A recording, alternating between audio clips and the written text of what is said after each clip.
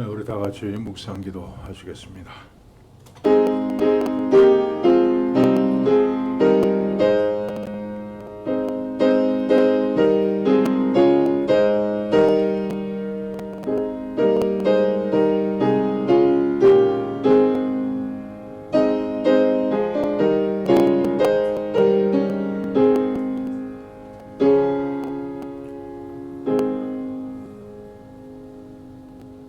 하나님 아버지, 오늘도 저희들이 우리 삶의 가장 귀한 일, 하나님 앞에 예배하는 일 위해서 이 자리에 나오게 하심을 감사드립니다. 예배를 통해서 우리가 마음을 모아서 하나님 앞에 영광 돌리게 하시고, 오늘도 우리에게 주시는 말씀 속에서 우리를 향하신 하나님의 사랑을 깨닫는 시간 되게 하여 주시옵소서. 예수님의 이름으로 기도하옵나이다. 아멘. 254장 찬송하시고 박성희 집사님 기도하시겠습니다.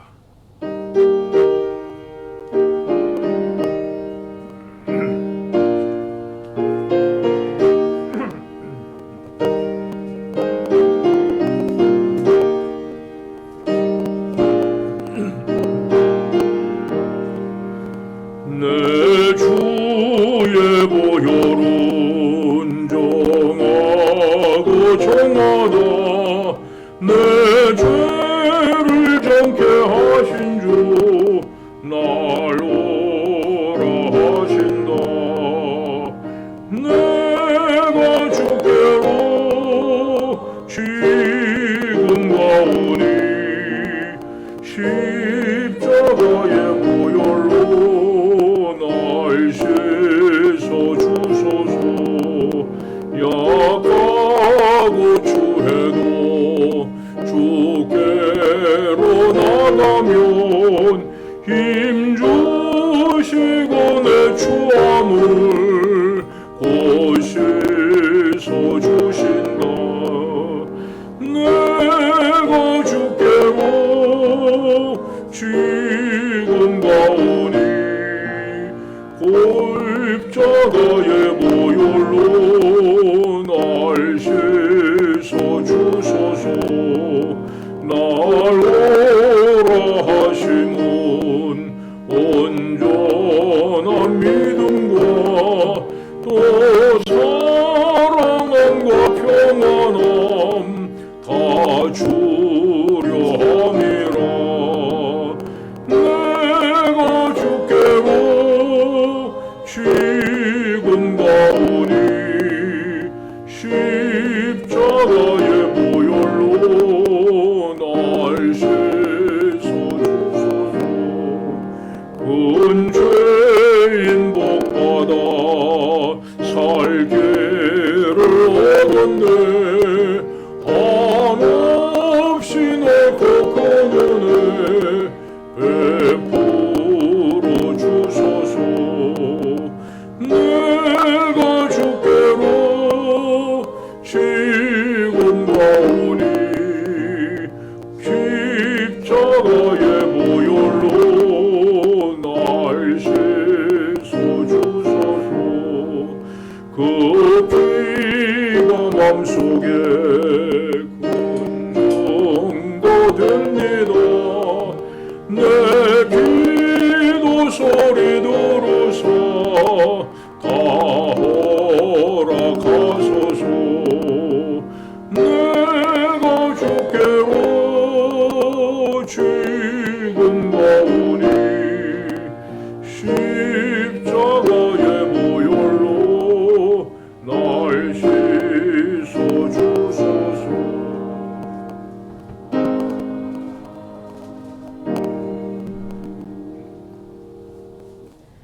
전능하시고 거룩하신 하나님 아버지 감사합니다. 저희가 무엇이간데 조건 없는 사랑을 부어주시고 기도한 것보다 더 좋은 것으로 응답하시고 인도해 주시니 감사합니다. 하나님께서 우리를 존재 자체로 사랑하시고 돌봐주시고 계심을 날마다 경험하고 찬양하며 살게 하옵소서. 건강한 몸과 시간을 주셔서 이렇게 좋은 환경에서 예배를 다 함께 드릴 수 있어서 감사합니다. 하나님께 거저 받은 사랑과 물질과 건강을 주변을 돌아보아 흘려보내며 생명을 살리는 데 쓰임받는 저희 모두가 되게 하옵소서. 말씀 앞에 나와 집중하여 들으며 깨닫게 하시는 성령의 은혜를 마음 한가득 담아가게 하옵소서. 기쁠 때나 슬플 때나 늘 하나님을 생각하며 하나님의 뜻을 구하며 감사하며 살아가게 하옵소서. 세상에서 살아갈 때 수없이 만나는 선택의 순간에서 하나님께 더욱 기도하며 하나님의 계획에 따라 인도함 받게 하옵소서. 말씀을 전하시는 김성준 목사님을 건강하게 붙들어 주시고 성령의 교통하심이 더 풍성하고 하나님의 지혜와 은혜를 넘치게 하옵소서. 말씀을 듣는 우리 모두가 한 마음으로 아멘으로 화답하며 믿음이 더욱 굳건하여지도록 인도하여 주옵소서. 세상에 어떠한 환난이 와도 끝까지 우리와 함께 하시고 인도하신 하나님을 붙잡고 날마다 승리하게 하옵소서. 우리와 늘 동행하여 주시는 예수님 이름으로 기도드립니다. 아멘.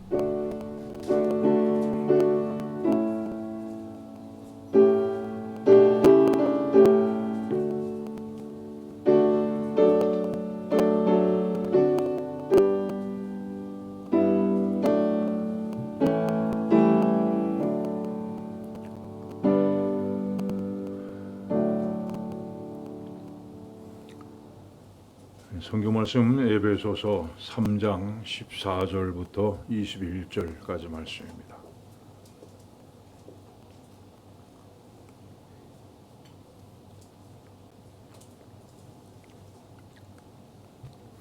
에베소서 3장 14절부터 마지막 절까지 말씀 우리 한 절씩 교독하시겠습니다. 이러므로 내가 하늘과 땅에 있는 각 족속에게 그의 영광의 풍성함을 따라 그의 성령으로 말미암아 너희 속사람을 능력으로 강건하게 하시오며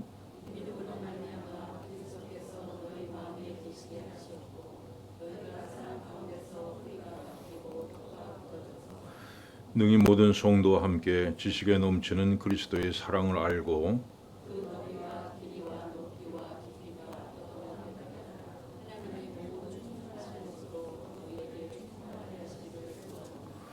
우리 가운데서 역사하시는 능력대로 우리가 구하거나 생각하는 모든 것에 더 넘치도록 능히 하실 이에게 그 안에서와 그리스도 예수 안에서 영광이 대대로 무궁하게 하기를 원하노라. 아멘. 오늘 본 말씀은 사도 바울이 한 기도의 내용입니다. 그 내용은 에베소 성도들에게 하나님의 은혜가 넘치게 임하기를 바란다 하는 그런 기도입니다. 자, 이 말씀 다시 봅시다. 이러므로 내가 하늘과 땅에 있는 각 족속에게 이름을 주신 아버지 앞에 무릎을 꿇고 비노니. 근데 한 가지 기도의 특이한 것은요, 사도 바울이 하나님을 아버지 이렇게 부르고 있다는 겁니다. 아버지, 각 족속에게 이름을 주신 아버지 앞에. 근데 이 하늘과 땅에 있는 각 족속에게 이름을 주셨다는 것은 그 창조주 하나님을 얘기하는 겁니다. 그러니까 창조주 하나님을 아버지라고 부르고 있습니다. 하나님의 이름이 여러 가지가 있죠. 하나님 별명이라 그러는데 여러 가지 있는데 그 중에서 대표적인 것이 보통 우리가 부르는 하나님이라고 부르는 겁니다. 하나님. 이 하나님이라고 하는 단어는요, 히브리 원문으로는 엘로힘 이렇게 부르는데 엘로힘.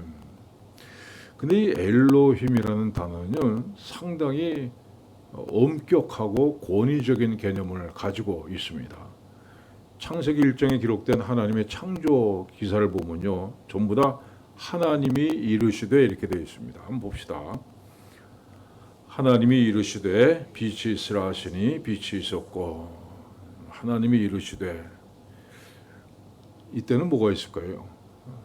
이 빛이 있기 전에는 뭐가 있었을 것 같습니까? 성경에는 암흑이었다 이렇게 얘기를 하고 있죠. 근데 빛이 있으라 하니까 빛이 있었다.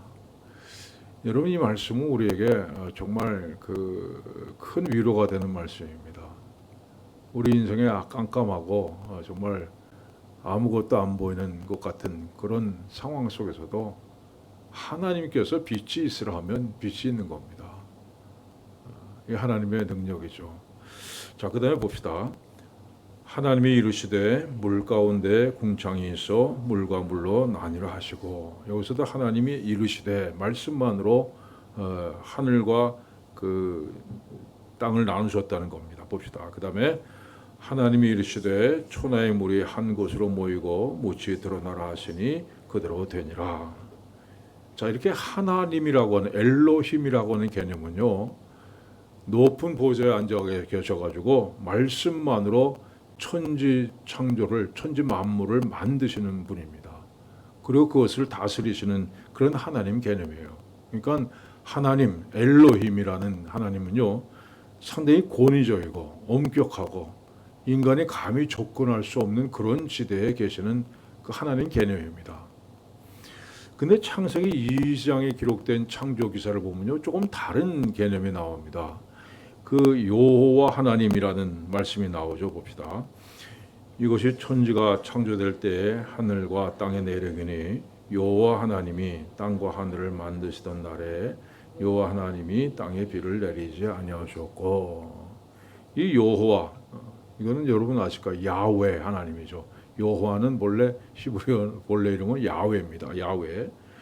이 야훼 하나님은요, 엘로힘이라는 단어보다는 상당히 인격적입니다. 인격적이라는 것은 사람에 가깝다는 거죠. 높은 보좌에 앉아서 말씀만으로만 세상을 창조하시는 분이 아니라 손수 에덴 동산을 막 지으시고, 그 다음에 강을 파시고, 그 다음에 사람의 갈비뼈를 빼가지고 그 하와를 만드시고 하는 그런 모습으로 나타나고 있습니다. 봅시다. 여호와 하나님이 땅의 흙으로 사람을 지으시고 생기를 그 코에 불어넣으시니 사람이 생명이 되니라. 여호와라는 야훼라는 개념은 아까 얘기한 엘로힘 하나님이라는 개념과는 좀 다르죠. 그분은 빛이 있으라 이렇게 명령하시는 분이고, 여기서는 하나님이 흙을 가지고 사람을 막 만드시고 생기를 불어넣으시는 그런 마치 인격적인 사람 같은 하나님을 묘사하고 있습니다. 봅시다. 여호와 하나님이 동방의 에덴에 동산을 창설하시고 그 지으신 사람을 거기 두니라. 에덴 동산을 만드시는 하나님 모습이 여기서 나옵니다. 한 군데 더 봅시다. 여호와 하나님이 아담을 깊이 잠들게 하시고 그가 그 갈빗대 하나를 취하고 살로 대신 채우시고. 이렇게 해서 여호와 야훼라는 하나님 개념은요, 권위적인 하나님이라기보다는 상당히 좀 자상하시고 인간과 가까이 하시는 그런 분이라는 하나님 개념입니다. 자, 정리해 봅시다. 하나님 하면 우주 만물을 말씀만으로 창조하시는 능력을 가지신 분, 권위적인 개념, 이런 뜻입니다. 그 다음에 여호와 하면 우리 곁에 항상 계시고 우리를 감싸주시고 어루만져 주시는 그런 분이라는 그 하나님 개념입니다. 여러분, 이런 개념을 머리에 놓고 앞으로 성경을 보시길 바랍니다. 자, 근데 오늘 우리는 아무 생각 없이 하나님 부릅니다. 아무 데서나 하나님 이렇게 부르는데, 구약 시대에는요, 하나님을 이름을 부르는 것은 물론 하나님을 아버지로 부른다는 것은 상상도 못했습니다. 그건 정말 불경죄의 특별 불경죄입니다. 그건 당장에 쳐죽여야 되는 그런 죄로 알았습니다. 자, 이거 한번 봅시다. 이 그림 뭐 같아요? 이게 성경 버전입니다. 여러분, 첫 번째 성경이 왜 없느냐? 그 마태가 기록한 성경이 있을 거 아니에요? 마가가 기록한 성경이 있을 거고, 누가가 기록한 성경, 첫 번째 성경은 당연히 없습니다. 왜냐하면 그건 더러워지기 때문에, 세월이 흘러지면, 그 다음에 더러워지면 어떻게 해야 되냐면 그건 반드시 불태워야 됐습니다. 그래서 그 첫 번째 버전이 남아있질 않습니다. 그 다음에 이거를 베끼고 계속 베껴서 그것이 오늘날 우리가 갖고 있는 성경이죠. 인쇄술이 발달했기 때문에 이게 성경이 있는 거지, 옛날에는 양 피제로 그 양 가죽에다가 이걸 성경을 써가지고 계속 베껴 내려오는 그렇게 내려왔습니다. 여러분 성경 사본을 만드는 과정을 한번 살펴봅시다. 초기 유대인들의 서기관이라죠. 서기관. 성경 필경하는 사람들은요. 사본의 정확성을 보존하기 위해서 아주 엄격한 규범을 따랐습니다. 당시 인쇄술이 발달하지 않았기 때문에 필경을 했는데 이 필경할 때 오류가 생기게 마련입니다. 여러분들 뭐 이렇게 뭐 100개 쓰다 보면 반드시 틀린 것이 있죠. 그래서 그 엄격한 규칙을 세웠습니다.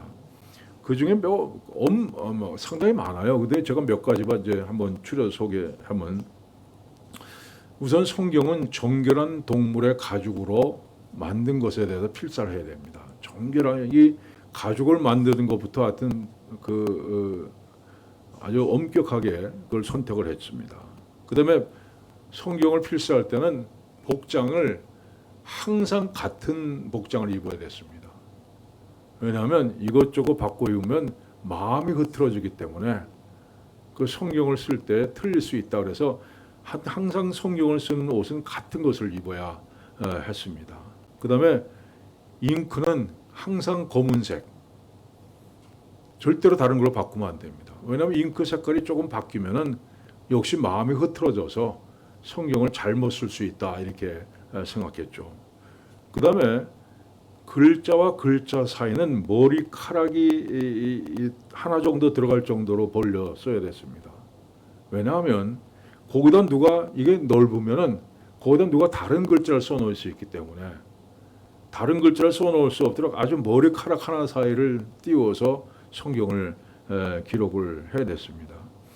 그다음에 글자나 단어를 자기가 기억하고 있다, 그거는 안 돼요. 반드시 앞에다가 인증된 사본을 가지고 옮겨 써야 됐습니다. 기억만으로 써서는 안 됩니다.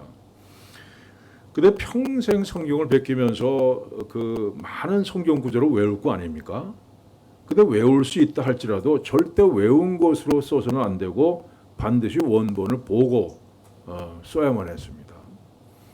그다음에 인증된 사본을 앞에다 놓고요. 반드시 단어를 말로 외워야 됐습니다. 외운 다음에 쓰고 또 외운 다음에 쓰고, 이게 큰 소리로 외운 다음에 기록을 해야 됐습니다.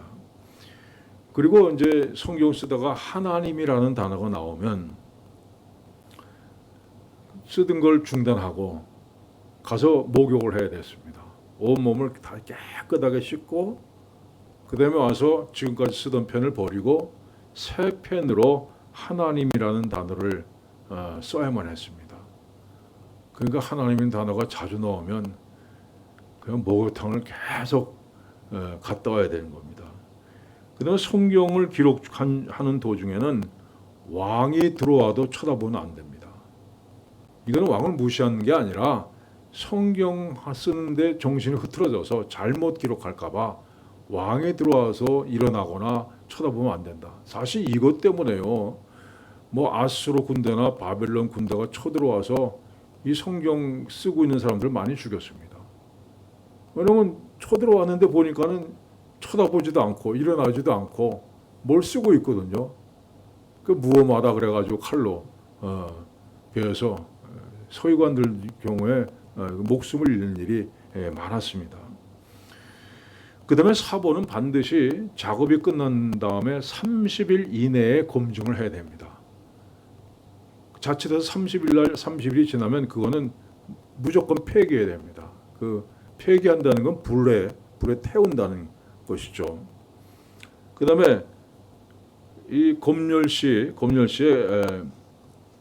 글자가 빠져 있거나 더해 있으면 그 페이지는 폐기를 해야 됩니다. 그런데 만약에 성경 전체에서 3개의 실수가 발견됐다 그러면 성경 전체를 불태워 버렸습니다. 그러니까 창세기부터 말라기까지 썼는데 여러분이 열심히, 근데 거기에 3개의 글자가 틀렸다 그러면 그건 가져다가 무조건 불태워 버렸습니다. 그 다음에 모세오경의 가운데 글자, 모세오경을 쭉 쓰다 보면 페이지 가운데 글자가 있었습니까? 그 가운데 글자와 그 다음에 성경 각 권, 성경 각 권의 가운데 글자를 다 외워야 됐습니다.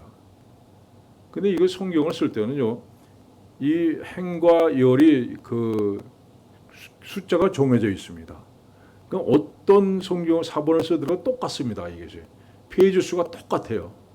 그러니까 가운데 글자도 똑같을 수밖에 없거든요. 그걸 다 외웠다가 나중에 이제 보니까는 성경 썼는데 가운데 글자가 다른 글자네. 그럼 그건 무조건 폐기를 해야 됐습니다. 그다음에 이 성경의 모든 문자의 수를 다 세야 됐습니다. 그다음에 원본의 글자 수하고 사본의 글자 수가 다르다. 그건 무조건 갖다가 또 불태워야 했습니다. 그다음에 한 두루마리를 필사한 후에 항상 가운데 글자로부터 앞뒤를 세 나갑니다. 가운데 글자로부터 앞뒤를 세 나가서 그 숫자가 하나 둘 셋 넷 이거 틀리네. 자기가 알고 있는 숫자와 틀리다. 다르다. 그러면 그 두루마리 전체를 파기해 버렸습니다. 그다음에 두 번째 필사할 때는요. 자기가 베낀 성경을 또 베끼지 말고 반드시 그 앞에 원본을 보고 베끼는 것이 원칙이었습니다. 그래서 어떤 랍비는 이렇게 필사자에게 얘기를 했습니다. 너는 내 일을 어떻게 할 것인지 주의하라. 내가 하는 일은 하늘의 일이다. 사본에서 철자 하나를 빼거나 더하면 너는 세상을 파괴하는 자가 되는 것이다. 여러분, 그러니까 오늘 우리가 갖고 있는 성경이 맨 처음 원본과 조금 더 다르지 않습니다. 이렇게 엄격하게 필사하는 과정을 거쳤기 때문에, 그리고 그것이 인쇄되어서 오늘 우리 손에 있기 때문에 여기 어떤 오자나 탈자가 있을 수 없다는 거죠. 성경을 이렇게 후대에 엄격하게 전수하기 위해서 애를 썼습니다. 요즘에 무슨 성경에 무슨 장, 몇 장, 몇 절, 이거는요 중세 시대에 독일의 인쇄업자가 붙인 겁니다. 그 전까지는 장절이 없었어요. 그래서 예수님께서 말씀하신 선지자 이사야의 글에 이렇게 얘기하지 않습니까? 이사야서 몇 장 몇 절에 이렇게 얘기를 말씀 안 합니다.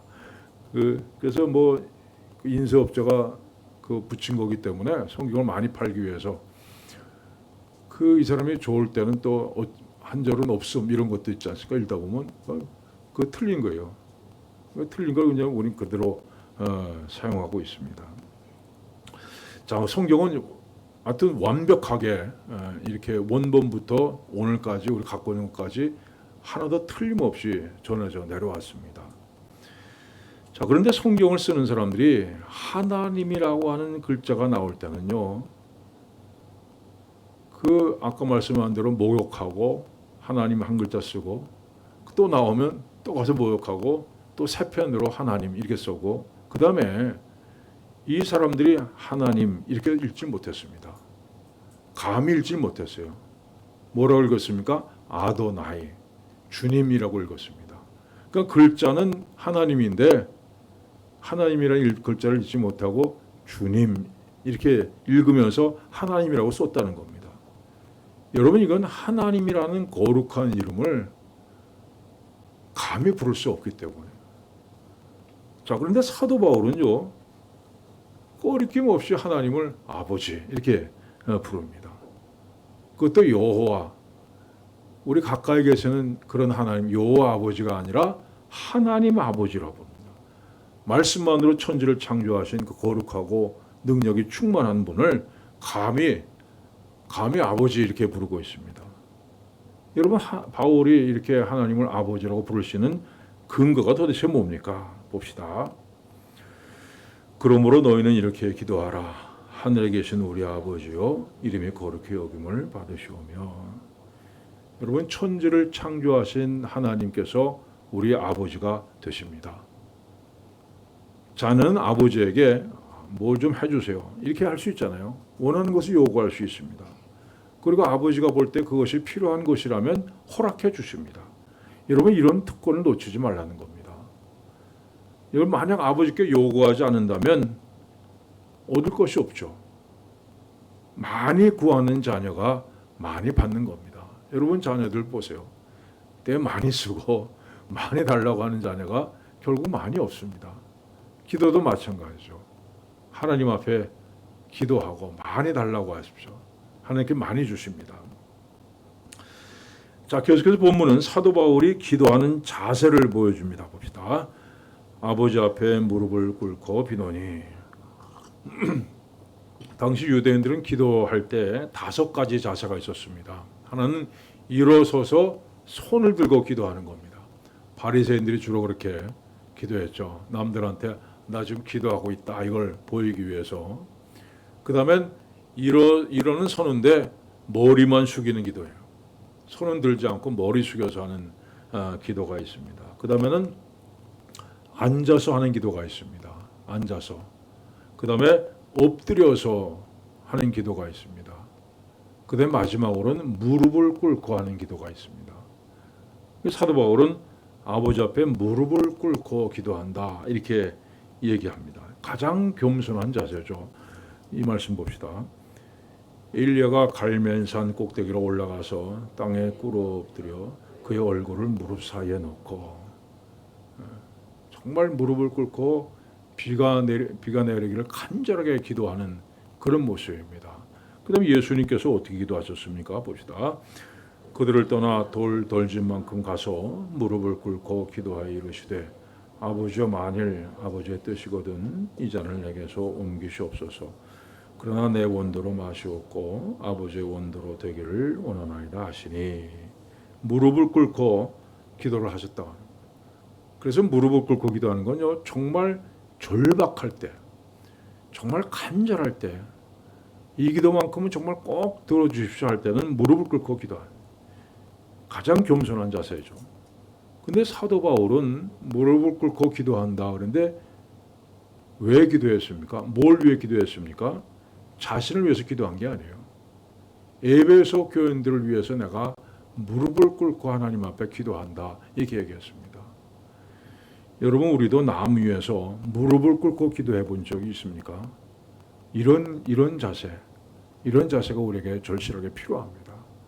오늘 가서 여러분들 무릎을 꿇고 정말 다른 사람을 위해서 기도해 보는 그런 은혜를 받아 누리시길 바랍니다. 자, 그럼 바울이 뭘 기도했습니까? 봅시다. 그의 영광의 풍성함을 따라 그의 성령으로 말미암아 너희 속사람을 능력으로 강건하게 하시오며. 첫째는 속사람의 강건을 위해서 기도했습니다. 우리가 보통 기도하는 건 뭐 건강하게 해주세요. 육신의 강건을 위해서 기도하지만 그보다 더 차원이 높은 기도는요 속사람을 강건하게 하시오며라는 기도입니다. 여러분 성경은 언제나 눈에 보이는 것보다는 눈에 보이지 않는 것이 훨씬 더 중요하다 얘기를 합니다. 이 말씀 봅시다. 그러므로 너희가 그리스도와 함께 살리심을 받았으면 위의 것을 찾으라.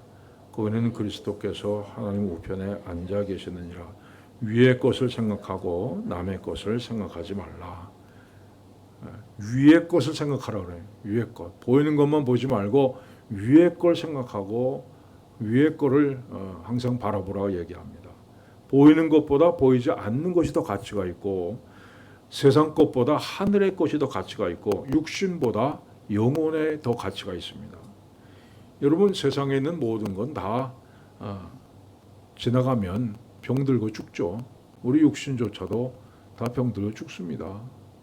여러분 제가 홍콩에 올 때 얼마나 팔팔하고 잘생겼어요. 그러나 지금은 뭐 이렇게 하나님께서 늘 쓰다듬어 주셔서 머리카락도 다 빠지고 이렇게 됐는데 뭐 우리 육신이라는 거 잠깐이에요. 뭐 대단한 것 같지만은 잠깐에 사라지고. 근데 우리 속사람은요, 우리 영혼이란 건 영원하죠.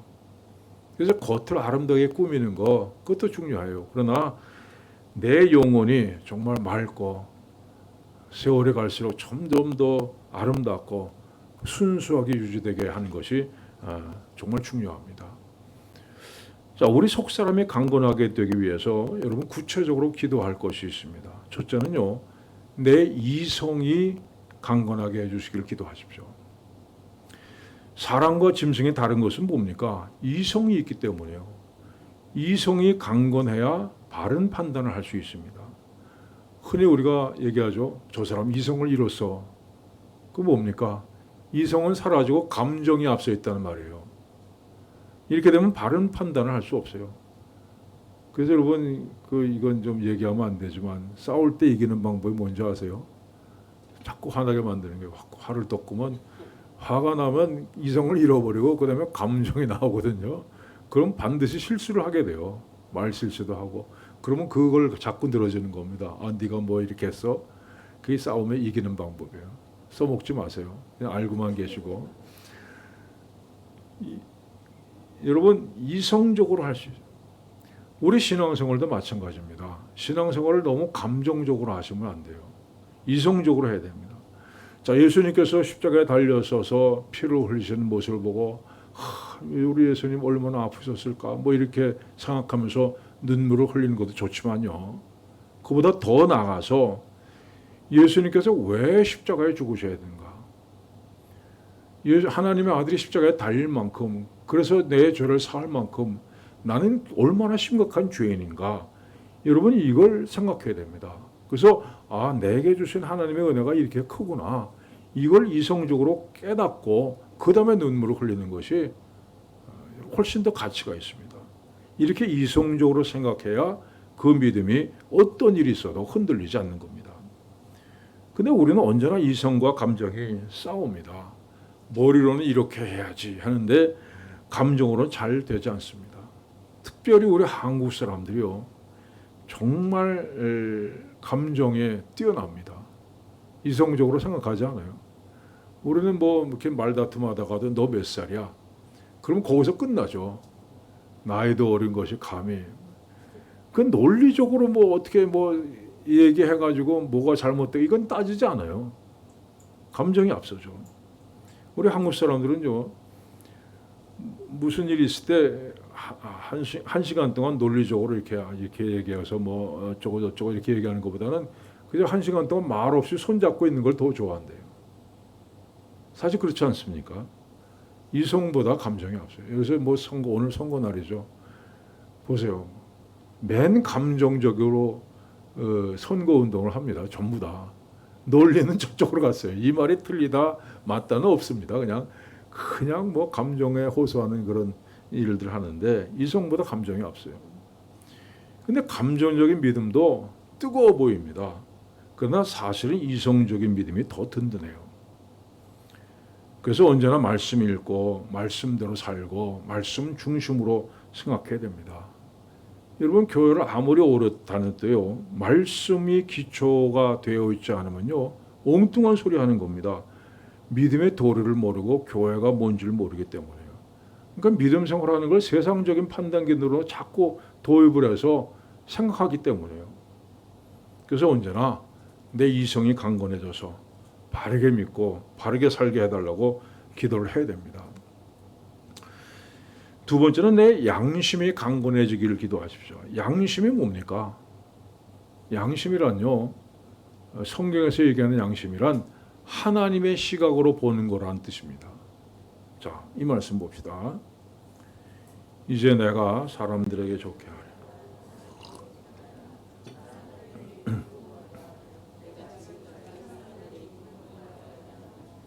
종이 아니냐. 사도 바울이 어떤 상황 속에서도 담대했죠. 사람들이 뭐 비난을 하고 감옥에 갇히고 뭐 매를 때릴 때도요. 이 마음은 담대하고 평안함을 누렸습니다. 그 이유가 뭡니까? 그의 양심이 그를 칭찬했기 때문에 그가 보는 시각이 하나님이 보는 시각과 같았기 때문입니다. 여러분 사람이 보는 눈이 아니라 하나님께서 어떻게 보실까? 그 하나님의 시각에 초점을 맞추고 사는 사람입니다. 뭐 짐승이 나쁜 짓하고 내가 잘못됐다 그리고 괴로워서 잠 못 자는 그런 짐승이 있습니까? 뭐 고양이 키우는 사람들 보면 고양이가 가서 뭐 찬장도 뒤지고 뭐 다 뒤집어 엎고 그랬는데 뭐 나중에 저녁 때 들어와서 뭐 고양이가 회개하는 거 봤어요. 여러분 양심이 있는 사람이 양심이 있는 게 사람이죠. 양심 없으면 짐승과 다를 거 없습니다. 이 양심이 마비되지 않도록 정말 요만한 것에도 예리하게 반응할 수 있도록 양심을 지키는 것이 필요합니다. 우리 양심은요, 오직 하나님의 말씀에 그 기준을 두고 있습니다. 여러분, 세상의 기준에 여러분 양심의 기준을 두지 마세요. 하나님의 말씀에 기준을 두셔야 됩니다. 하나님께서 맞다 그러면 맞는 거고 하나님 틀리다 그러면 틀린 거예요. 그래서 여러분 매일 성경을 통해서 바른 양심, 하나님의 눈으로 보는 양심을 가질 수가 있는 겁니다. 자, 세 번째로는 내 의지가 강건하게 해주기를 기도하십시오. 사람이 아는 것도 중요하고 깨닫는 것도 중요하지만 그보다 중요한 것은요, 느낀 것을 실천하는 게 중요합니다. 여러분, 운동을 좀 열심히 해야지. 그런 제가 언제입니까? 그러다가 오늘은 너무 더운 것 같아.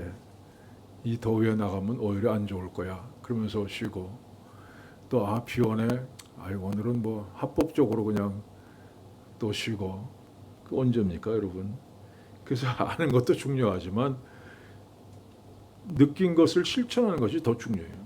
우리가 성경 말씀이 옳다 이렇게 생각을 하는데 그 말씀대로 살지 못하는 이유가 뭡니까? 우리 의지가 약하기 때문에. 근데 우리만 그런 게 아니에요.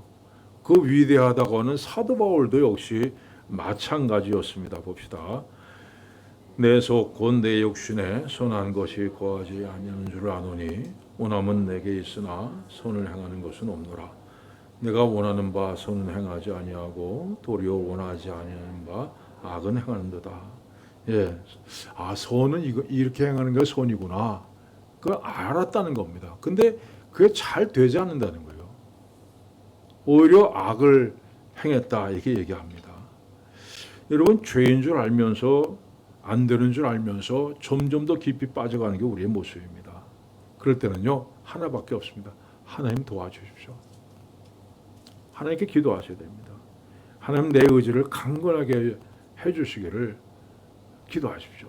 하나님께서 강한 의지를 주셔서 죄를 이길 수 있도록 도와주실 겁니다. 자, 다음 말씀 봅시다. 믿음으로 말미암아 그리스도께서 너희 마음에 계시게 하시었고 너희가 사랑 가운데서 뿌리가 박히고 토가 굳어져서. 그리스도께서 마음에 계시기를 기도합니다. 여러분, 주인이 없는 집은요, 아무나 기웃거리죠. 근데 또 주인이 있어도 힘이 없는 주인이 있는 집은요, 그것도 역시 누구나 들어갈 수 있습니다. 그러나 강한 주인이 지키고 있는 그 집에는 아무도 기웃거리지 못합니다. 여러분, 그리스도께서 우리 마음의 주인이 되시면요, 누구도 내 마음을 엿보지 못합니다. 어떤 것도 내 마음에 들어와서 나를 사로잡지 못합니다. 그런데 주님은 우리 마음문의 열쇠를 갖고 계시는 것이 아닙니다. 여러분, 주님께서는요, 강제로 문을 열고 들어오시는 건 아니라 반드시 우리가 문을 열어야만 들어오시는 분입니다. 이 말씀 봅시다. 볼지어다 내가 문 밖에 서서 두드리노니 누구든지 내 음성을 듣고 문을 열면 내가 그에게로 들어가 그로 더불어 먹고 그는 나와 더불어 먹으리라. 문 밖에서 두드리니 누구든지 문을 열면 이렇게 말씀을 했습니다. 여러분, 이 그림은 잘 아시죠? 어제 본 것 같죠? 근데 여러분, 이거는 사실 진본이 아니에요. 이 가장 많이 알려져 있는 이 그림은 진본이 아니고 가짜라고는 안 하는데 진본, 이게 진본입니다. 우중충하죠 좀. 그래서 사람들이 이 그림은 별로 안 좋아하고 그 밝은 그림을 좋아하는데, 여기 보시면요, 자, 이것도 역시 손잡이는 없죠. 이 그림도 정말 손잡이는 없습니다. 그냥 두드리시는 거예요. 이게 윌리엄 헌트라는 사람이 그린 문 두드리는 예수님이라는 그런 그림입니다. 누군가가 그에게 물었어요. 왜 문에 손잡이가 없냐? 왜 손잡이를 안 그렸냐? 잊어버렸냐? 그러니까 이렇게 말했답니다. 손잡이를 빠뜨린 것이 아니라 그 그림의 문은 안쪽에만 손잡이가 있다. 안에서 열려야만 열리는 문이다. 자, 그러니까 즉 스스로 나 스스로 문을 열어야만 열린다는 겁니다. 여러분, 우리 예수님은 우리가 말씀을 깊이 생각하고 아 그렇구나 하고 스스로 깨닫고 주님을 영접하기 원합니다. 우리가 마음의 문을 열고 주님 내 마음에 들어오셔서 주인이 되어 주시옵소서 기도하면요, 그 순간 어떤 것도 여러분 마음 무너뜨리지 못합니다. 여러분 마음속에 지금 뭐 염려가 있고 걱정이 있고 뭐 미래에 대한 불안이 있습니까? 여러분 그렇다면 주님 내 마음에 들어오셔서 주인이 되어 주십시오. 내 마음을 다스려 주시옵소서 기도하시기 바랍니다. 그러면 여러분 예수님께서 내 마음의 주인이 되시는데 어떤 것이 감히 넘봅니까? 아무도 건드리지 못. 어떤 일이 다가와도 마음의 평안과 기쁨을 누리게 될 것을 믿습니다. 자, 다음 말씀 보겠습니다. 너희가 사랑 가운데서 포레가 박히고 터가 굳어져서, 여기서 뿌리라고 하는 것은 나무의 뿌리를 얘기하는 것이고 터라고 하는 것은 집의 터를 말씀하는 거죠. 둘 다 눈에 보이진 않지만 겉으로 보이는 것을 지탱해주는 기초가 되는 겁니다. 야, 여러분 우리의 믿음도 마찬가지예요. 겉으로 보이는 것이지만요, 믿음은 그 보이지 않는 기초는 사랑이라는 겁니다. 너희가 사랑 가운데서 뿌리가 박히고 터가 굳어져서. 근데 사람의 사랑은 언제나 변할 수 있어요. 뭐 아무리 뜨거워도 어느 순간 차갑게 변해버리고 정말 왼수가 되는 것이 사람의 사랑이죠. 그래서 여러분 사람의 사랑을 기초로 해서 우리가 믿음 생활을 한다, 그건 언제든지 깨질 수 있습니다. 그래서 많은 교인들이 처음에는 뭐 좋다 그러다가도 사람의 사랑에 회의를 느끼고 교회를 떠나가는 경우가 얼마나 많습니까? 예수 믿는 사람이 그럴 줄 몰랐다, 뭐 이렇게. 사람이에요. 그러니까 우리의 흔들리지 않는 믿음의 기초는 하나님 사랑입니다. 여러분, 언제든지 변하지 않는 사랑, 언제나 넘치도록 채워주시는 사랑, 이 하나님의 사랑의 믿음의 기초를 둬야 됩니다. 그래야 내가 어떤 일을 만나도 내 믿음이 흔들거리지 않을 수가 있습니다. 여러분 나무는 뿌리가 깊을수록 키가 큽니다. 건물도 기초가 든든할수록 더 높이 지을 수 있죠. 여러분 그래서 우리 믿음이 큰 믿음이 되기를 원한다면 이 기초가 튼튼해야 됩니다. 그 기초가 뭡니까? 사랑이죠. 하나님의 사랑입니다. 근데 하나님의 사랑은요, 이미 우리에게 주어졌습니다. 문제는 그 사랑을 내가 얼마나 느끼느냐, 이게 중요합니다. 그걸 깨닫는 사람만이 더 많이 받을 수 있는 거죠. 비가 오는 날 빗물을 받으려면 큰 그릇을 내놔야 되죠. 컵 갖다 놓고 빗물을 많이 받을 수 있습니까? 어떤 그릇을 내느냐에 따라서 받을 수 있는 양이 달라지죠. 하나님의 사랑도 우리에게 이미 넘치도록 주어졌습니다. 사실 하나님께서 우리에게 사랑이란요, 이미 주어주셨지 앞으로 뭐 내가 이렇게 해서 뭐 요구해서 더 받을 게 없습니다. 이미 우리에게 주어질 만큼 주어졌습니다. 이걸 깨닫는 만큼 우리가 감사하고 마음에 담아두는 사람이 정말 많이 받는 사람이에요. 주어지지 않은 게 아닙니다. 깨닫지 못하고 마음에 담아두지 못해서 사랑을 내가 못 받았다 그러는 겁니다. 여러분 부모들이 아이들을 얼마나 사랑합니까? 근데 아이들이 그걸 깨달아요. 야, 너 요즘에 좀 늦어지는 것 같아. 좀 늦게 들어오지 말아라. 그러면 뭐라 그래요? 잔소리하지 말라. 이렇게 얘기 나옵니다. 그래서 왜 간섭하냐 이렇게 얘기하죠. 그 부모의 사랑을 알지 못해서 그런 겁니다. 사랑이 주어졌지만 깨닫지 못하는 거예요.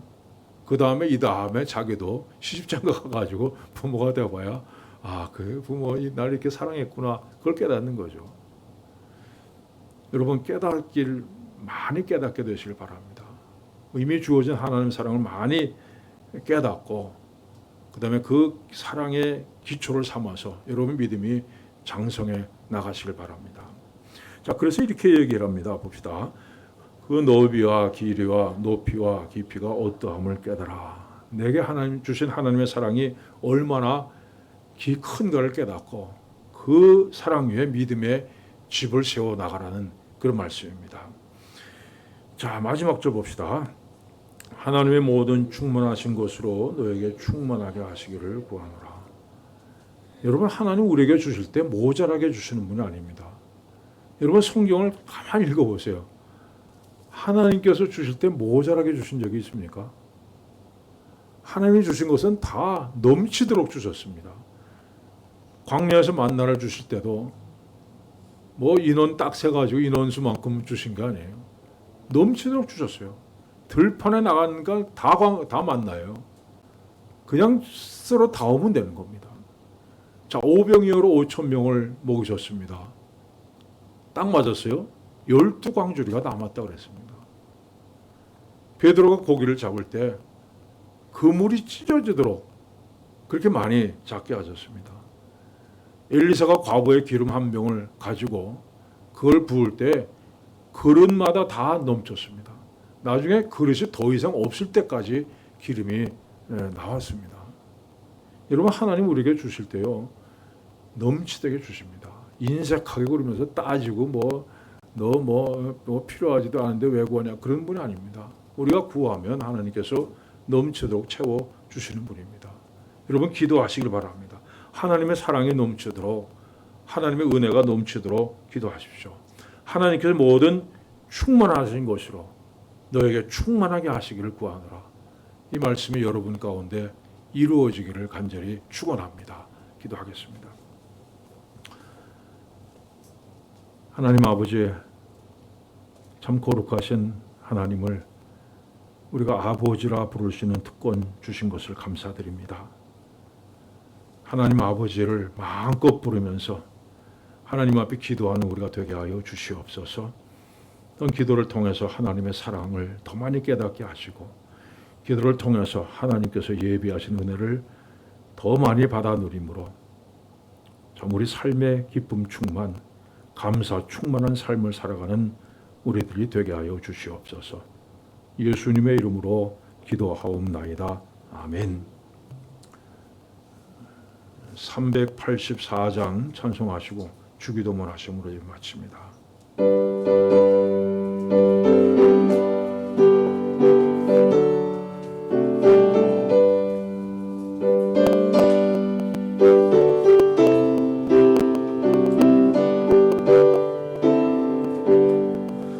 나의 갈 길 다가고 예수 인도하시니 내 주 안에 있는 공율 어찌하심하리요.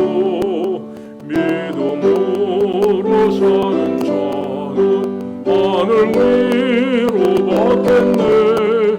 무슨 일을 만나든지 만사 형통하리라. 무슨 일을 만나든지 만사 형통하리라. 나의 갈 길 다가도록 예수 인도하시니 어려운 일 당한데도 족한 은혜 주시네.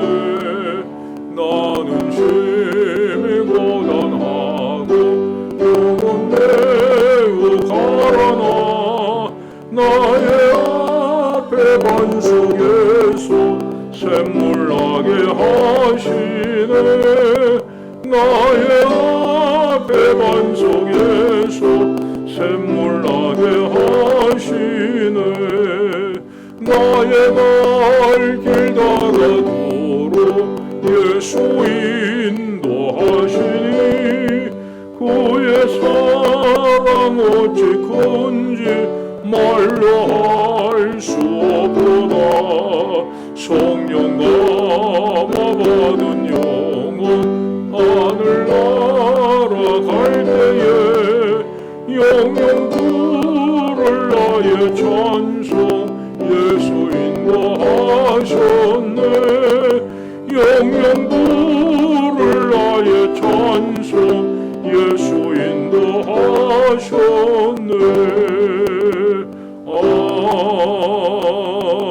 아멘. 하늘에 계신 우리 아버지, 아버지의 이름을 거룩하게 하시며 아버지의 나라가 오게 하시며 아버지의 뜻이 하늘에서 같이 땅에서도 이루어지게 하소서. 오늘 우리에게 일용할 양식을 주시고 우리가 우리에게 잘못한 사람을 용서해 준 것 같이 우리 죄를 용서해 주시고 우리를 시험에 빠지지 않게 하시고 악에서 구하소서. 나라와 권능과 영광이 영원히 아버지의 것입니다. 아멘.